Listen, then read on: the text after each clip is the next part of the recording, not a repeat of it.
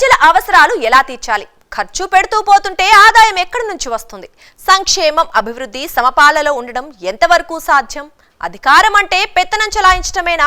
పరుగులు తీస్తేనే పాలనకు జవాబు దొరుకుతుందా? ప్రజా అవసరాలు, యువత ఆకాంక్షలు నెరవేరాలంటే తీరాలు దాటాల్సిందేనా? కష్టపడే తత్వానికి బెదిరింపుల పాలిటిక్స్ మధ్య తేడా ఏంటి? వీటన్నిటికీ ఒకే జవాబు నేటి ఆంధ్రప్రదేశ్. కూటమి ప్రభుత్వంలో ముగ్గురు మొనగాళ్లుగా చంద్రబాబు, పవన్ కళ్యాణ్, నారా లోకేష్ పాలనపై పట్టు బిగించారు.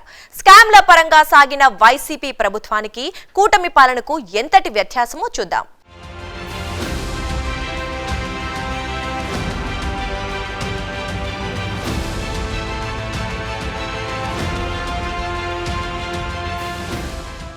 రెండు 2019-24లో జరిగిన 5 ఏళ్ల పాలనలో నాటి జగన్ ప్రభుత్వం పూర్తిగా సంక్షేమానికే పరిమితమైంది. అప్పులపై ఆధారపడే ఆర్థిక మోడల్గా పాలన సాగించారు. కేవలం చంద్రబాబు మీద ఉన్న వ్యక్తిగత కక్షతో అమరావతి రాజధానిని అటకెక్కించారు. 3 రాజధానుల ప్రతిపాదనతో డెవలప్మెంట్ కాస్త పురోగమనంలోకి వెళ్లిపోయింది. ప్రభుత్వ సిబ్బంది ఉన్నప్పటికీ గవర్నమెంట్ సొమ్ముతో వైసీపీకి అనుకూలంగా ఉండేలా తీసుకొచ్చిన వాలంటీర్ వ్యవస్థతో వేల కోట్ల వ్యర్థమయ్యాయి. యువత ఆశలు చిత్తు చేశాయి. కక్షలు, ఆవేశాలతో సాగుతోన్న అభివృద్ధిని ఆపేలా చర్యలు తీసుకున్నారు. కేసులు, అటాక్లతో పలు కంపెనీలు పక్క రాష్ట్రాల వైపు చూపులు సారించేలా నాడు ప్రభుత్వాన్ని నడిపారు. విదేశీ పెట్టుబడులను రప్పించే ప్రయత్నాలు పూర్తిగా నీరుగారిపోయాయి. మోసాలు, అక్రమాలతో స్కామ్ల పర్వం నడిచింది.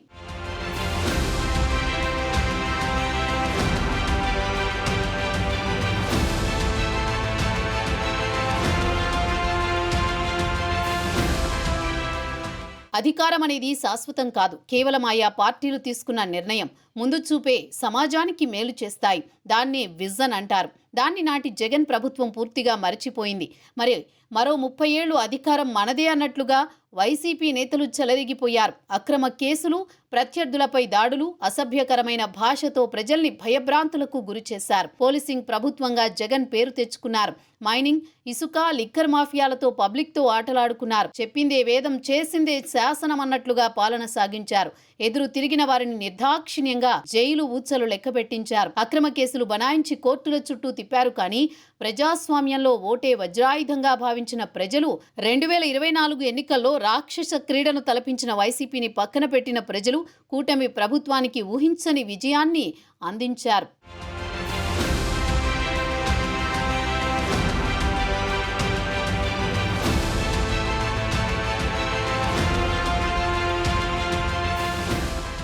భారతదేశ జాతీయ చిహ్నం గుర్తు 3 సింహాలు. శక్తి, ధైర్యం, గౌరవం, విలువలను ప్రతిబింబిస్తూ ఉంటుంది. దీన్నే ఫాలో అయ్యారు కూటమి ప్రభుత్వ పెద్దలు.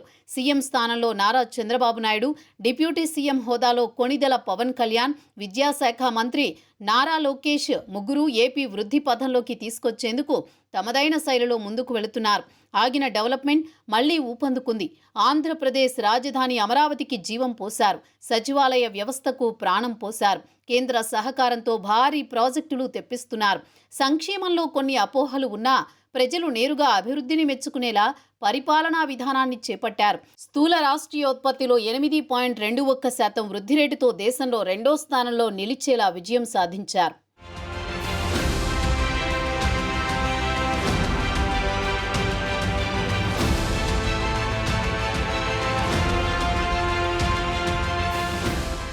కూటమి ప్రభుత్వం ఏర్పడడానికి పవన్ కళ్యాణ్ రోల్ చాలానే ఉంది. కేంద్రంలో బీజేపీ ప్రభుత్వం 3వ సారి అధికారంలో ఉందంటే అది పూర్తిగా పవన్ చలవే. ఇది ప్రధాని మోదీ మనసులో ఇష్టమైన నేతల్లో ఒకరుగా పవర్ స్టార్ ముద్రించుకుపోయారు. వ్యక్తిగత ప్రయోజనాలకు పవన్ పూర్తి వ్యతిరేకం. కేవలం ఏపీ ప్రజల సంతోషాన్నే ఆకాంక్షిస్తున్నారు. కేంద్రం నుంచి నిధులు తెప్పించడంతో తన భుజాలపై వేసుకున్న పవన్ సైలెంట్గా తన పని తాను చేసుకుంటూ వెళ్లిపోతున్నారు.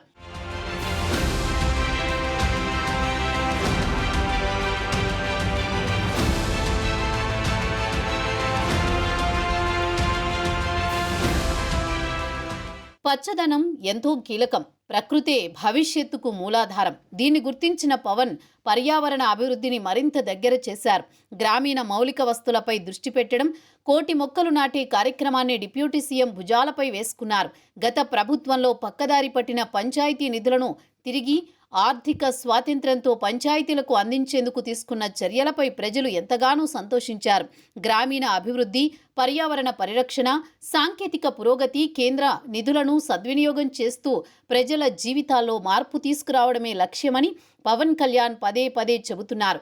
విజనరీ లీడర్ ముఖ్యమంత్రి చంద్రబాబు నుంచి నేర్చుకోవాల్సింది చాలా ఉందని, అదే సమయంలో అండగా ఉండాల్సిన బాధ్యత కూడా ఉందని పవన్ సగర్వంగా చెప్పడమే బలమైన నేతగా సమాజంలో నిలబెట్టేలా చేసింది.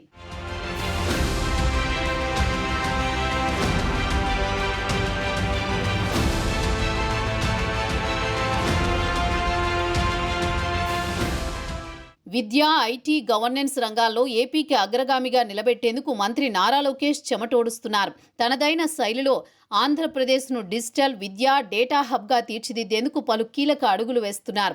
విద్యాశాఖలో అభివృద్ధి, పారదర్శకత, నాణ్యతపై దృష్టి పెట్టారు. ప్రభుత్వ విద్యా వ్యవస్థను ప్రైవేటు స్థాయికి మించి తీసుకువెళ్లే లక్ష్యంతో పలు సంస్కరణలు ప్రారంభించారు. పరీక్షా ఫలితాల్లో మెరుగుదల కోసం ప్రత్యేక ప్రణాళికలు తీసుకొచ్చారు. ఇంటర్మీడియట్లో రికార్డు ఫలితాలు కూడా అందుకునేలా చేయడం ఓ శుభ పరిణామం.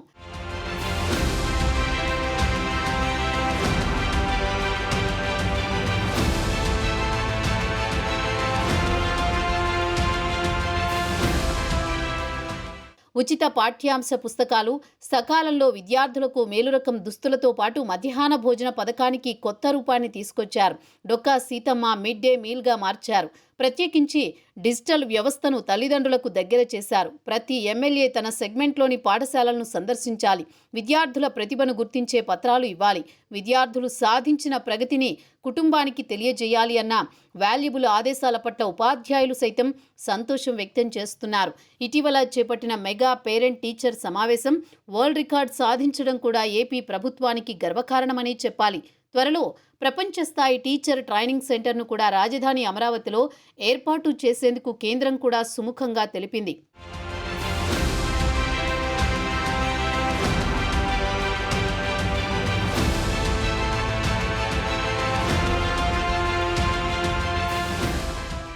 ఐటీ, ఎలక్ట్రానిక్స్ రంగాల్లో 20 లక్షల ఉద్యోగాలు సృష్టించే ప్రణాళికను మంత్రి లోకేష్ ప్రతిష్టాత్మకంగా తీసుకున్నారు.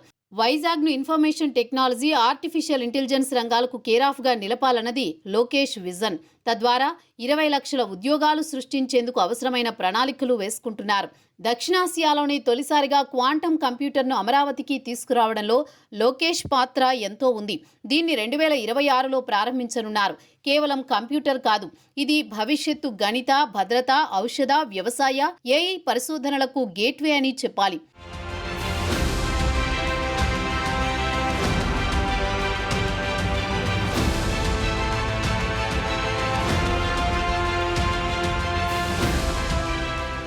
ప్రపంచ దిగ్గజ కంపెనీలను తీసుకురావడంతో పాటు ఐబీఎం, టీసీఎస్, ఎల్ఎన్టీ భాగస్వామ్యంతో అభ్యుదయ దిశగా సాగేలా ప్రణాళికలను ముందుకు తీసుకువెళ్లారు.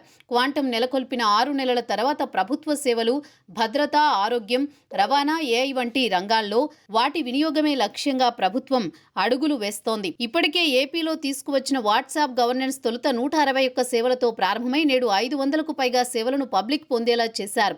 ఏపీలో తీసుకువచ్చిన వాట్సాప్ గవర్నెన్స్ మోడల్ను ఇతర రాష్ట్రాలు కూడా ఫాలో అయ్యేందుకు రెడీ అవుతున్నారు.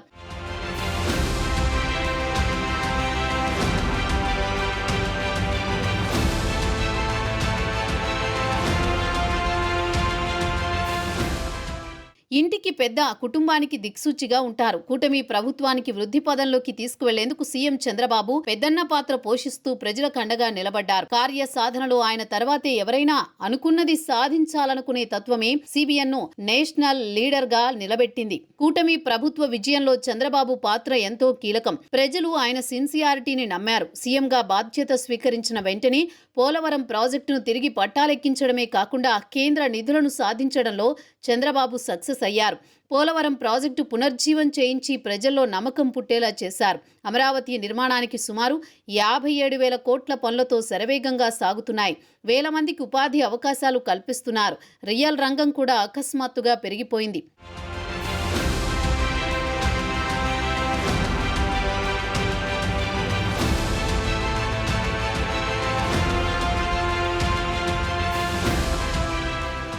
సంక్షేమాన్ని అందించే క్రమంలో ప్రతి నెల 1వ తేదీన సీఎం స్వయంగా లబ్ధిదారులతో నేరుగా మమేకమవుతున్నారు. పారిశ్రామిక పెట్టుబడులపై ఫోకస్ పెట్టిన సిబిఎన్, ఎన్టీపీసీ, రిలయన్స్, ఆర్సెలాల్ మిట్టల్ వంటి ప్రాజెక్టులు ఏపీకి వచ్చేలా చేశారు. వైసీపీ హయాంలో ఆగిపోయిన సింగపూర్ రిలేషన్షిప్ ను తిరిగి సాధించేందుకు ఏకంగా లయన్ సిటీకే వెళ్లారు. అక్కడి ప్రభుత్వాన్ని ఒప్పించడం, పారిశ్రామికవేత్తలను ఏపీకి ఆహ్వానించడంతో పాటు ధనవంతులు, పేదవారిని అక్కున చేర్చుకునేందుకు తీసుకొచ్చిన పబ్లిక్ ప్రైవేట్ పీపుల్స్ పార్ట్నర్షిప్ సేవా కార్యక్రమానికి ప్రవాసాంధ్రులు చేయూతనివ్వాలని పిలుపునిచ్చారు.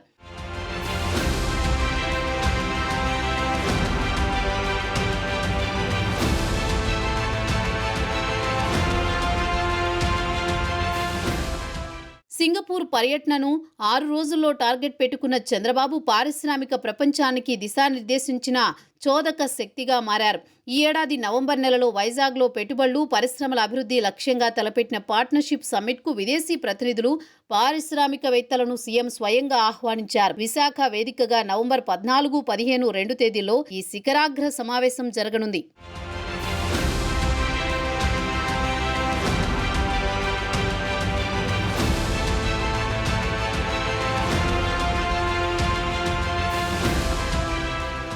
నాయకుడు అంటే పవర్ కాదు, ప్రజాభిమానిగా ఉండాలి. పాలన అంటే ప్రజలు గుండెల మీద చెయ్యి వేసుకొని బతకాలి. పట్టుదలతో సాధించాలి. రోజుల పాటు శ్రమించాలి. అప్పుడే ఎన్నుకున్న ప్రజలకు న్యాయం చేసిన వాళ్ళం అవుతాం. 5 ఏళ్ల జగన్ పాలన చూసాం. 1 ఇయర్ కూటమి ప్రభుత్వాన్ని గమనిస్తున్నాం.